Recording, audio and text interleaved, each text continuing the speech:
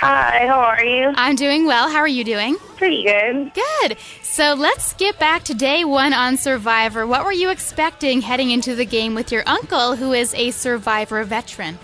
Let's see. Well, I was expecting to learn a lot. Like, you see people building shelters, getting food, all of that stuff, to meet new people, and, of course, to be able to play. I think everyone was expecting to be able to play with their loved one. But me and Jerv had been talking before and knew, like, okay, anything can happen. So we actually, like, prepared to not be able to play together, but just not so soon. Mm-hmm.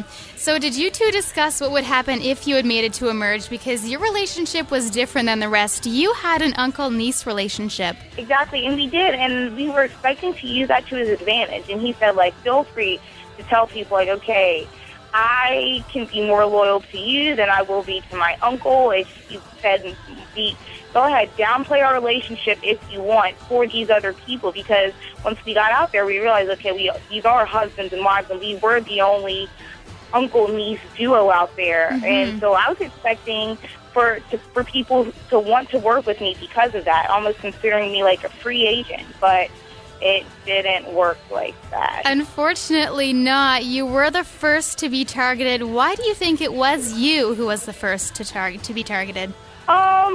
I don't know, and that's what people have asked me, and I put most of the blame just on my tribe, not my uncle, which people think just because he was celebrating like that. Mm-hmm. I don't know, like, him celebrating didn't make Tadhana lose and did not send us to tribal, so I definitely think it was stepping on Brad's toes in the beginning, because he basically was the leader of the tribe. Yeah. Whether he admitted it in public, he denied it, and then in his confessionals, you see him admitting, like, "Oh yeah, I am running the show." But in the beginning, I spoke out against him, like, and I blatantly said, "I don't want you on my tribe." After he said he would give his wife the tarp, and then after that, when we had to vote someone out on day one, I voted for him. So. But before we even got to camp, he knew that I did not like him, and I didn't assume that he was going to be the powerful person at the time. So I kind of shot myself in the foot that way. But it's kind of cool that you knew right away, he's the guy, you don't like that guy. Exactly.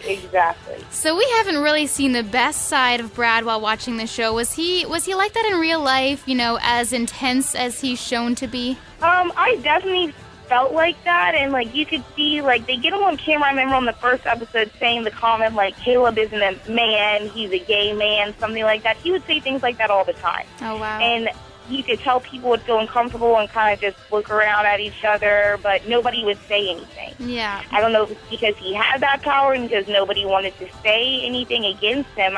I'm not sure, but he had free range to say whatever he wanted to do, to talk to people however he wanted to talk to them, and he would never see any consequences. Tonight's episode is going to be intense. I can't wait. I know, me too. Yeah. So, Marissa, at least you had a chance to experience the game by competing in a challenge, going to Tribal Council and Redemption Island. What was Redemption Island really like? Because we don't see a whole lot of it on TV.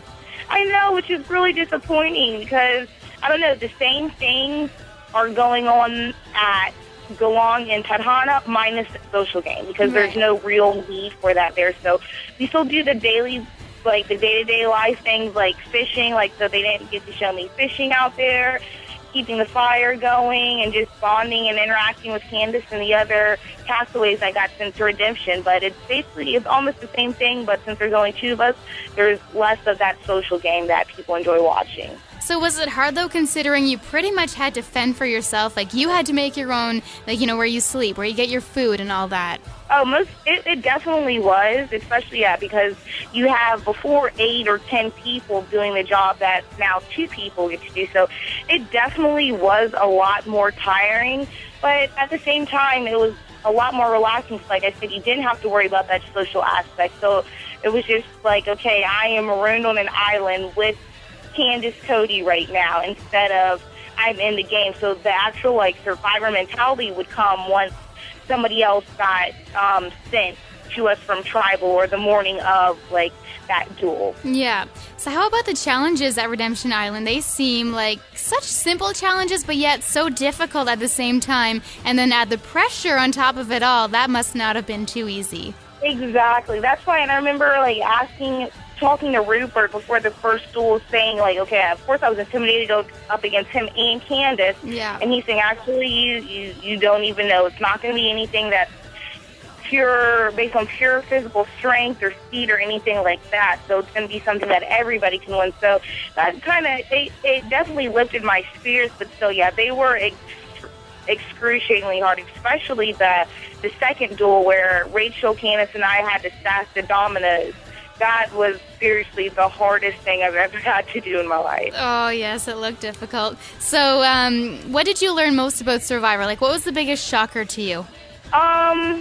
I guess the biggest shocker to me was how, I don't know, I came in there, I wanted to be truthful to myself, and I was expecting other people to act the same, especially since, like, whatever character you're shown, that you show is going to be what America, and not just America, Canada, Australia, that everybody across the world sees. So I guess I was just expecting people to be a little less cutthroat, but it's the game of Survivor. Like, the prize is $1 million. So that was one thing I definitely wasn't expecting, especially from the older people who are in their 30s and 40s to act the way they did and to say some of the things that they said. Especially knowing when so many people are watching, right? Exactly. That was one thing that definitely got me. Yeah. So, Marissa, last question for you. If Jarvis won, do you think he'd give you some of his cut? I hope so, especially since people are giving him so much flack after that first episode, and because people basically pinned him for basically being the reason why I left the game so early. So I feel like his conscience would definitely persuade him to give me a little something. So you could still win after all. In that sense, I guess, yeah. Hopefully he wins. There we go. Well, thank you so much for joining me today on myFM, Marissa. No problem. Bye. Have a good one. Bye.